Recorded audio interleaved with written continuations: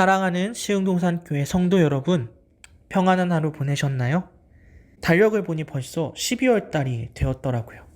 2021년이 거의 다 끝나가고 있습니다. 저는 올 한 해를 마무리하면서 그동안 바쁘다는 핑계로 연락하지 못했던 분들에게 연락을 하며 보내고 있습니다. 오래간만에 대화를 나누니 정말 반갑고 좋더라고요. 근데 또 이런 생각도 들었습니다. 연락하는 것이 이렇게 쉬운 일이었는데 왜 그동안 하지 못했었을까? 내 진짜 문제는 바쁜 것이 아니라 내 마음에 있었구나. 사실 이 마음의 문제는 이것뿐만 아니라 제 신앙의 모습에도 있었습니다. 바쁘다고 말하면서 어쩔 수 없다 말하면서 주님을 소홀히 여겼던 제 모습이 많이 있더라고요. 우리 성도 여러분들은 어떠신가요? 부디 올 한 해를 마무리하시면서 이런저런 이유로 우리의 마음이 식어져 가고 있지는 않은지, 주님을 여전히 사랑하며 살아가고 있는지 점검하며 보내셨으면 좋겠습니다. 자, 그러면 2021년 12월 4일 시동을 위한 메시지 지금 시작합니다. 오늘 보실 말씀은 사사기 17장 1절부터 13절까지의 말씀입니다. 사사 삼손의 장대한 이야기를 끝으로 사사들의 이야기는 더 이상 나오지 않고 사사기 17장부터는 또 다른 이야기들이 펼쳐지는데요.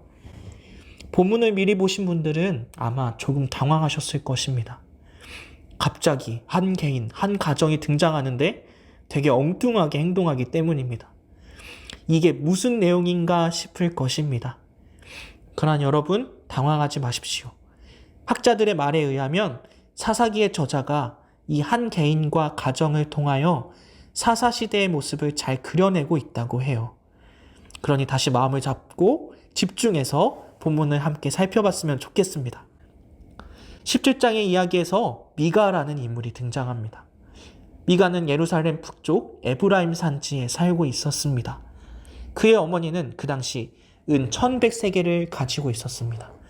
한마디로 이 가정은 어마어마한 재산을 가진 가정입니다.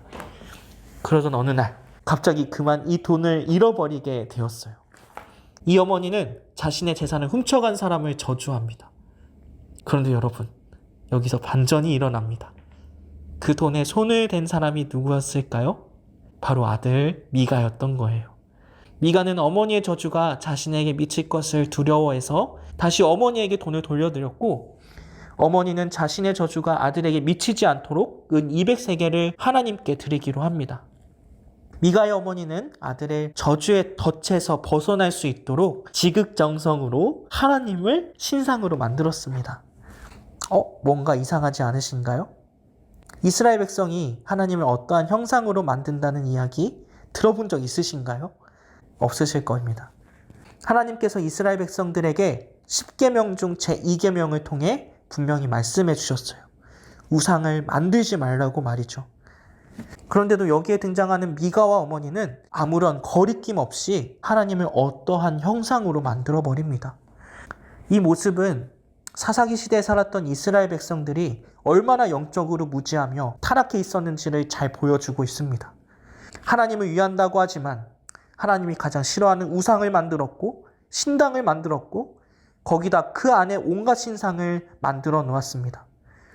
게다가 더 나아가서 미가의 가정이 레위인 가정이 아님에도 불구하고 미가의 어머니는 자신의 아들을 급한 대로 그 신당의 제사장으로 세웠습니다. 도덕적, 윤리적으로도 타락하고 영적으로 어두웠던 이 모습들. 성경은 이러한 당시 사회의 모습을 한 줄로 잘 요약해서 말하고 있습니다. 사사기 17장 6절입니다. 그때에는 이스라엘에 왕이 없었으므로 사람마다 자기의 소견에 옳은 대로 행하였더라. 이 황당하고도 어처구니 없는 이야기는 계속 이어집니다. 미가는 신당 안에 각종 신상을 채워넣은 뒤 이제 제사장까지 쓰면 구색이 맞겠다 싶어서 제사장을 찾게 되었습니다. 그런데 때마침 한 레위인이 지나가게 되었어요.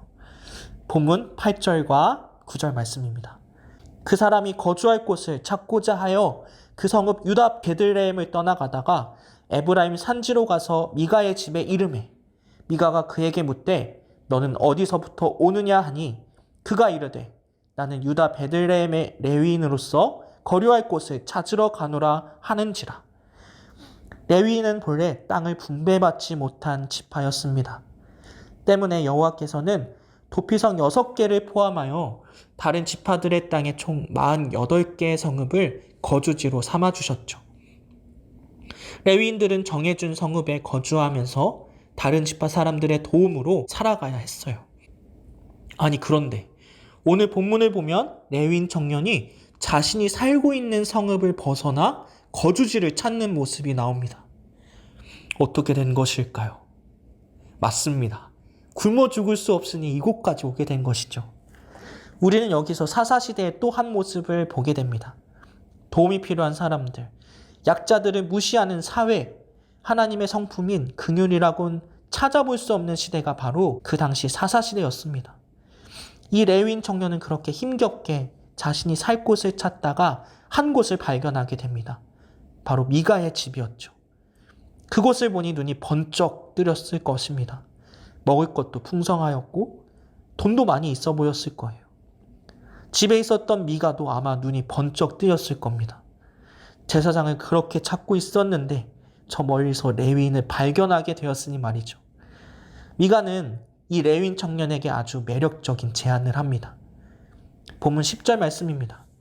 미가가 그에게 이르되 내가 나와 함께 거주하며 나를 위하여 아버지와 제사장이 되라.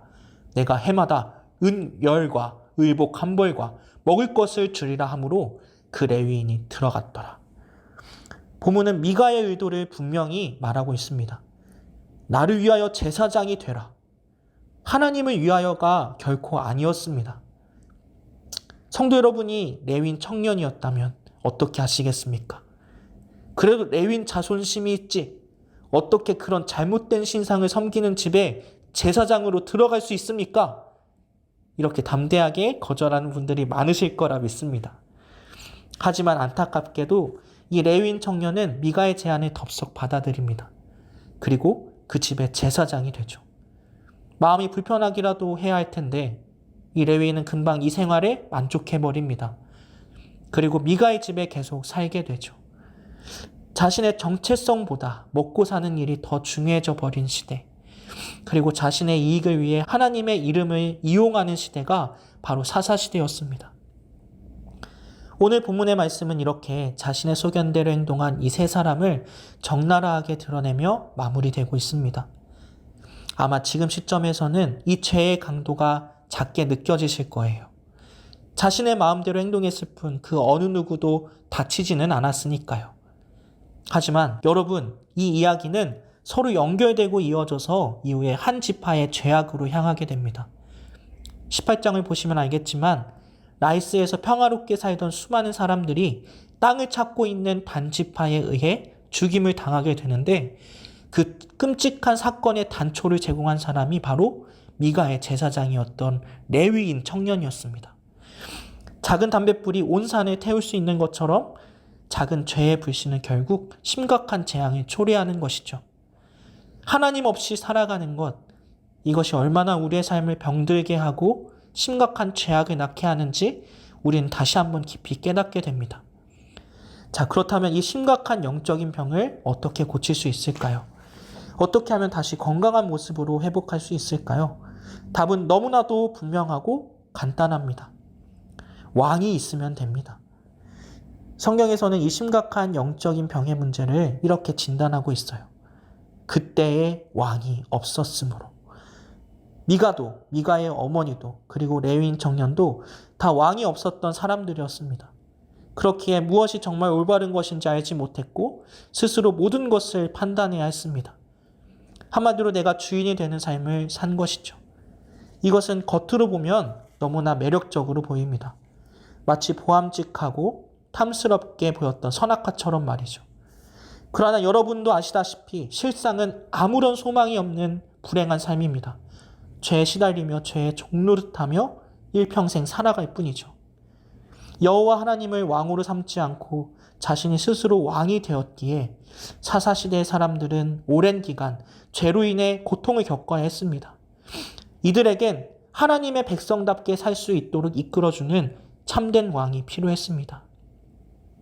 이 사사기의 이야기는 오늘날 우리들의 이야기이기도 합니다. 오늘날 예수님을 믿는다고 고백하면서도 스스로 왕이 되어서 자신의 마음대로 욕심대로 살아가는 사람들이 얼마나 많은지 모릅니다. 예수님의 사랑이 나타나야 하는 곳에 예수님의 사랑이 보이지 않을 때가 많습니다. 예수님을 알아가는 일보다 먹고 사는 일이 더 중요한 사람들이 많습니다. 사실 저도 오늘 본문 말씀을 묵상하면서 저에게도 이런 모습들이 많이 있다는 사실을 발견하게 되었어요. 얼마나 부끄러웠는지요. 어쩌면 지금 살아가는 시대가 사사시대와 많이 닮아 있는 것 같습니다. 아니, 어쩌면 더 심각할지도 모릅니다. 하지만 우리는 사사시대 사람들과 달리 분명하게 알고 있는 것이 있어요. 맞습니다. 바로 예수 그리스도입니다. 예수님은 그 어느 누구도 해결하지 못했던 우리들의 죄의 문제를 해결해 주셨고 우리를 사랑받는 하나님의 자녀로 삼아 주셨습니다. 갚을 수 없는 은혜를 주신 참된 왕을 우리는 알고 있습니다.